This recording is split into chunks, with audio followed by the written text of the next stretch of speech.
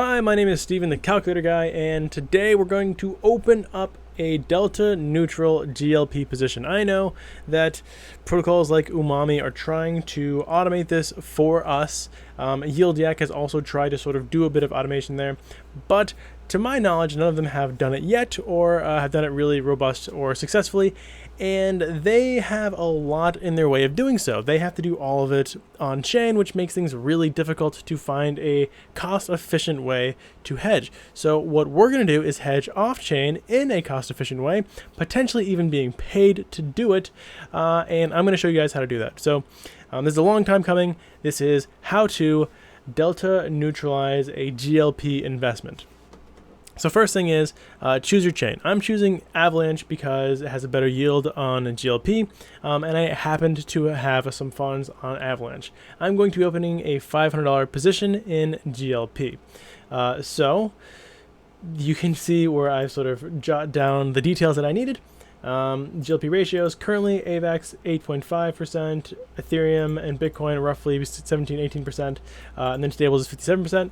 What may be of interest to you is the target weights, what they want it to be. Maybe you hedge at those weights, maybe you hedge at the actual weights. What I'm going to be doing is going with the actual weights roughly, and then as GMX rebalances the actual instead of the target, maybe I will rebalance as well to sort of maintain that neutrality. So you're not going to really experience impermanent loss. What you are going to experience is I don't know, it's similar to impermanent loss, but it's rebalancing that GMX is doing that you have to account for. So do keep that in mind, but it's not going to be dramatic.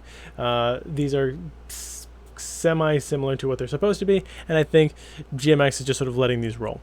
Okay, so what do we do, right? I have my ratios down.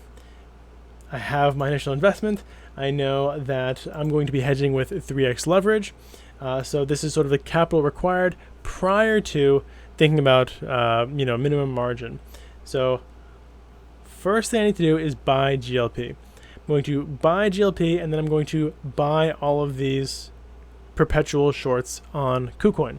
You can also use BitMEX, Bybit, Binance, Mexi, whatever you want to use to do the hedging. I just have funds on KuCoin. That's what I'm going to be using. So first things first, buy GLP. I just did that. I made this video, and then I realized I was doing something wrong in the perpetuals, so now I had to re-record. So I've already bought the GLP, and I've already hedged as well, actually, but let me just walk you through the process. So you would go to buy, you would click on buy on Avalanche or buy on Arbitrum, wherever you were doing this, and then enter the position with whatever asset you happen to have. Now, I recommend USDC or a stable. That way you're sort of opening from a neutral position into a neutral position. So once you buy it, and you can sort of see where my position is, I think right now it's $4.99. Then I go over to KuCoin, and you want to go into the futures, AVAX, Bitcoin, and Ethereum. So when you're opening your shorts, again, I know that I want to open up $14 worth of shorts, $30 worth of shorts, and $28 worth of shorts for these to hedge that 8, 17, and 16%. And if I guess I can give you access to this little rinky-dink tool. Really, you guys can do the math yourself, but I can post this for you. If you change the leverage, this will change. But if you have higher leverage to hedge, you're going to have a more risky liquidation level. I think 3 leverage is perfectly fine. That gives me roughly 45% price change before liquidation risk. I also set stop losses almost immediately. Let me show you how to do that. So let's say we're doing the AVAX, and I know that I want $18 worth of hedge on AVAX. So I click last price, and then the amount, you're going to have to mess with this. You do not care so much about this number as much as you care about this cost down here. This is what you care about. This is the amount of money, or conversely, you could care about the coverage, right? Which is this times 3. So I guess I could also do that, which would just be equals this times that, and then sure, like effectively I want $43. So I'd go over here to this place and look for this number to be $43 or for this number to be that $17, $18. So 2.2 is not quite $43, 2.5, 43, perfect. And this is also a 14, which is what I was looking for, 14, perfect. So at that point, you click sell short. I'm not going to click sell short because I've already done this and it won't give me any prompt. It'll just open the position. So once you've done that, what I recommend doing is opening up a stop loss. Now I do it, sorry.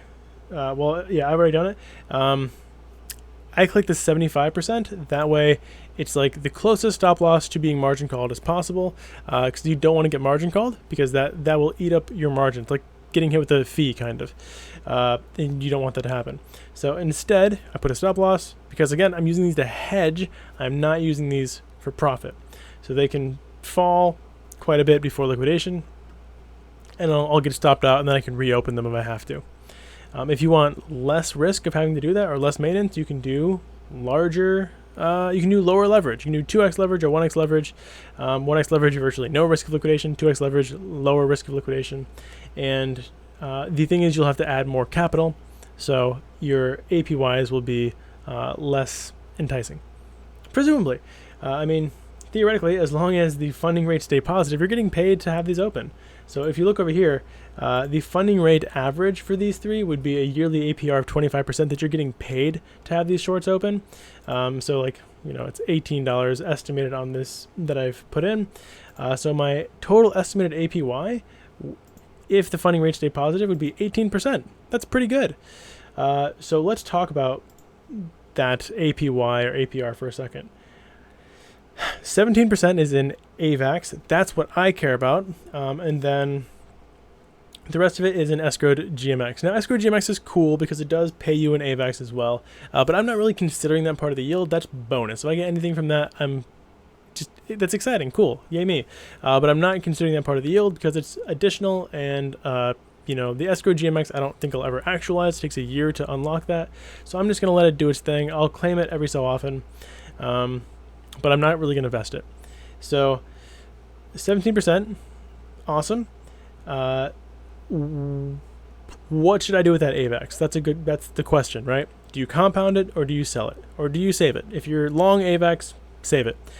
If you really believe in GLP, compound it. If you're going by the math in a crabbish and bearish market, sell it. Sell the AVAX, realize profit. Mathematically speaking, that is better than compounding. I know that sounds crazy, but it just happens to be the case. Run the numbers on this. If you sell and actualize your profit during a bearish or crabbish market, you tend to do better than actually compounding. So that's my sort of, I don't know if it's a recommendation, but it's just simply what the numbers suggest. So that's it, guys. We did it. We bought the GLP. We went over to KuCoin and we opened up our hedges for Bitcoin, Ethereum, and AVAX based off of their current portions of GLP. And we know that we will rebalance this sort of once or twice a week, maybe once or twice a month, depending on you. And we'll monitor our perpetuals to make sure they don't get too close to liquidation, or at least we'll have stop losses in place. And when we do get stopped out, we will reopen short positions to maintain delta neutrality. And to do that, to reopen these positions and maintain delta neutrality, presumably if these go down, that's because GLP is going up in value. So we will take our AVAX rewards or take our profits and move them over here to re-hedge and maintain neutrality, or trim off some of the GLP. Okay, that's it. Thank you guys so much for watching. I guess one other thing I can say is thanks to the amazing power of patrons, we were able to, like when you guys show you, this is pretty cool.